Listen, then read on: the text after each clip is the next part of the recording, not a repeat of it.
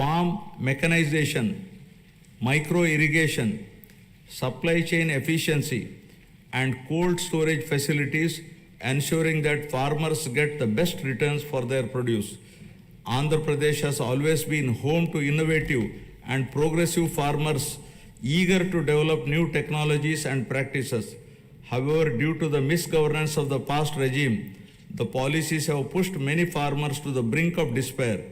Today, we are proud to say that no farmer is in distress, and the gross value addition has increased by 22.86% in 2024-25, thanks to timely water supply and transformative projects.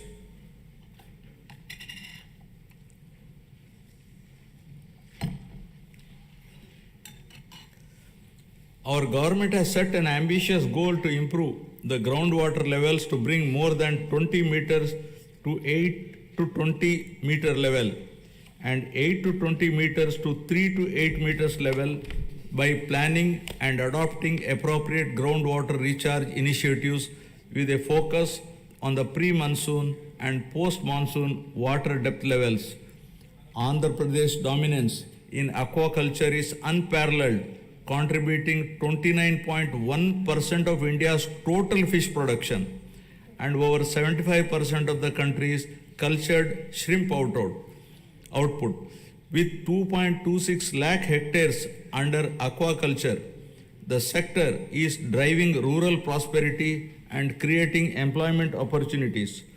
The state is also strengthening fisheries sector with the development of an integrated aqua park, Nizamapatnam, with an investment of rupees 88.08 crore, reinforcing aquaculture infrastructure.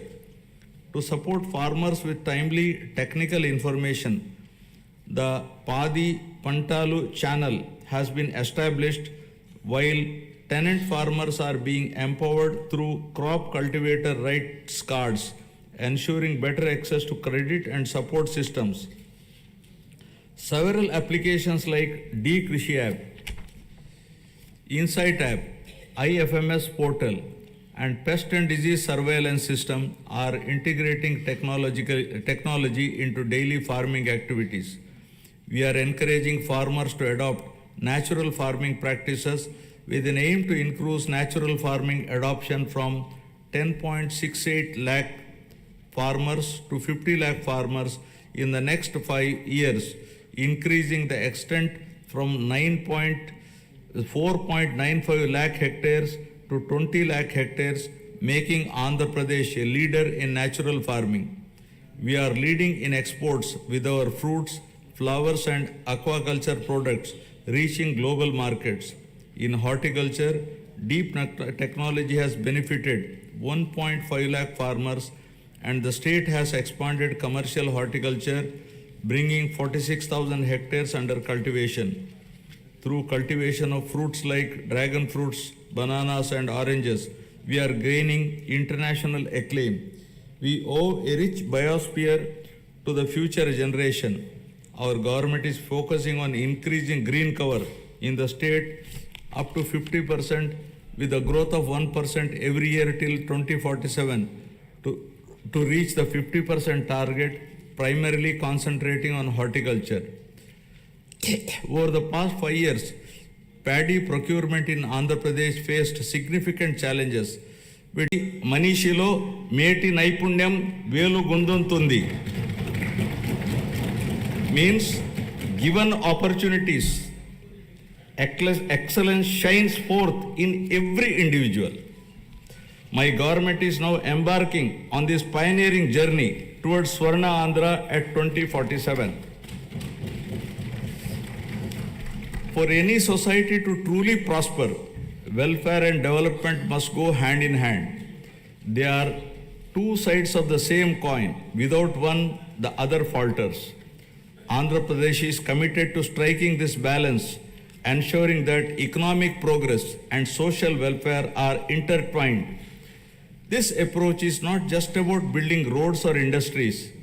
It is about building lives.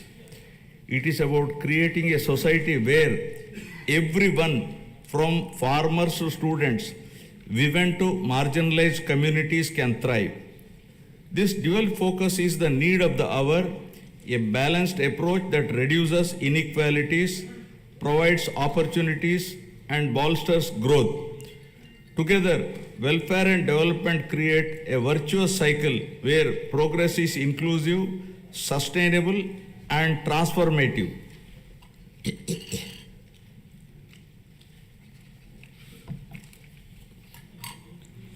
The Honorable Chief Minister was the pioneer in empowering women through self-help groups in India. As early as in 1995, self-help groups were made a pivotal role of the state's economic activity by encouraging entrepreneurship, becoming a role model and proof of concept for the entire country. SHGs are transforming the lives of millions of women and their families. The growth of SHG bank linkage in the state of Andhra Pradesh is phenomenal. AP stood at first position in the country with 30% of the national share and with 99.66% recovery under SHG bank linkage program, with yearly bank linkage disbursement of rupees 35,000 crores in rural areas. At the same time, the Honorable Chief Minister also led the IT revolution, laying the foundation for Hyderabad to emerge as a global technology hub. Due to the state's early focus on IT, the Telugu diaspora has witnessed this transformation firsthand, with the per capita income of non-resident Telugus being among the highest in the USA. Now Andhra Pradesh is leading another revolution from IT to AI, harnessing the power of artificial intelligence to shape the future of governance, industry, and economic growth. My government has envisioned Padi Sutralu, 10 guiding principles that define our vision for a prosperous future of Swarna Andhra at 2047. First, zero poverty. Number 2, human resources development and population management. 3, skilling and employment generation. 4, water security. 5, farmer agri-tech. 6, global best logistics. 7, cost optimization, energy and fuel. 8, product perfection. 9, Swachha Andhra. 10, deep tech integration. Now first, Swarna Andhra at 2047. My government, guided by the vision of Viksit Bharat, is implementing a comprehensive roadmap to achieve Swarna Andhra at 2047 with a people-first approach. By focusing on a 15% plus growth rate, the state is leveraging its unique inner strengths to become a rupees 308 lakh crore economy with a per capita income of rupees 58 lakhs to become wealthy, healthy and happy, sustainable and most livable society by the year 2047, making 100 years of independent India. Zero poverty. Achieving zero poverty is the next few years through empowering individuals and families is a prerequisite in the journey of Swarna Andhra at 2047. We have launched the NTR Bharosa, which is the single largest welfare program in India to provide pensions at the doorstep on 1st of every month. No other state has such a massive DBT welfare scheme. Under the scheme, the monthly pension for senior citizens has been increased from rupees 3,000 to rupees 4,000, for differently abled rupees 3,000 to rupees 6,000 per month. Overall, around 64 lakh people, including 8 lakh differently abled people, are benefiting from the scheme, incurring an expenditure of rupees 33,312 crores per annum, with 29,281 crores disbursed till now. To ensure food security for the underprivileged, We have strengthened the public distribution system and also revived 204 Anna canteens offering nutritious meals at a nominal price of rupees 5, leaving no one hungry. With a focus on education, social security, and economic empowerment of weaker sections of communities, we are implementing the pre-matric and post-matric scholarship for SC, ST, BC, and minority students. We have revived economic support schemes for SC, ST, BC, and minorities by allocating rupees 2,000 crores with a special focus on encouraging entrepreneurship and income generation activities. We are providing free power up to 200 units for SC and ST households. For the categorization of SCs, the government has constituted a one-man commission to determine the modalities of categorization. Our government is committed to the overall socio-economic development of 27.39 lakh scheduled tribes, including 4.93 lakh particularly vulnerable tribal groups.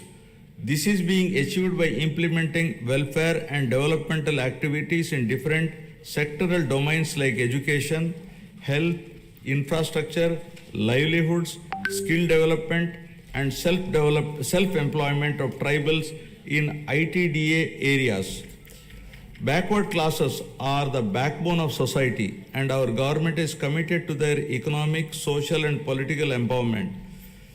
To uplift BC communities, we have implemented several key initiatives, including the establishment of Swarnakara Corporation, releasing rupees 896 crores to different corporations for income generating activities. Additionally, we have passed a resolution to provide 33% reservations for BCs in the State Assembly, which has been forwarded to the Government of India. We are working towards provision of 34% reservation in local bodies and nominated posts. We have prepared a roadmap for enactment of a special BC Protection Act